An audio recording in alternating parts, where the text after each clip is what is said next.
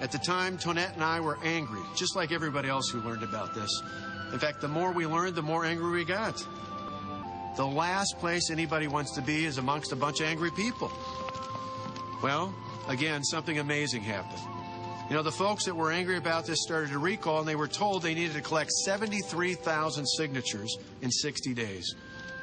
Well, not hundreds, not thousands, but tens of thousands of ordinary people did an extraordinary thing. They stood up and took their government back. It was at that moment I realized the real emotion on display in my county wasn't just about anger. You see, if it had been about anger, it would have been about people checking out or moving out or giving up. But instead, what happened was really amazing.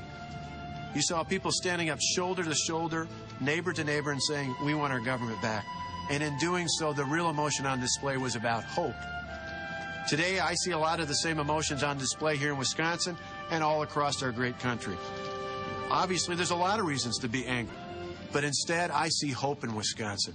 As I travel the state from one end to the other, many times there are 2 or 3 or 4 times as many people at events as we've ever seen before. And so many of them, so many of the people coming out are people who tell me they've never been involved before.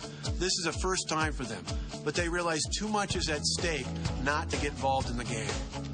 8 years ago, I stood up and led a grassroots movement to take back our county government, and take it back we did indeed. Today, I stand ready to lead a similar movement, a movement we call a brown bag lunch movement here in Wisconsin. If you're ready to join our cause, I invite you to lift up your bag and join us as we move forward to take back this great state of Wisconsin.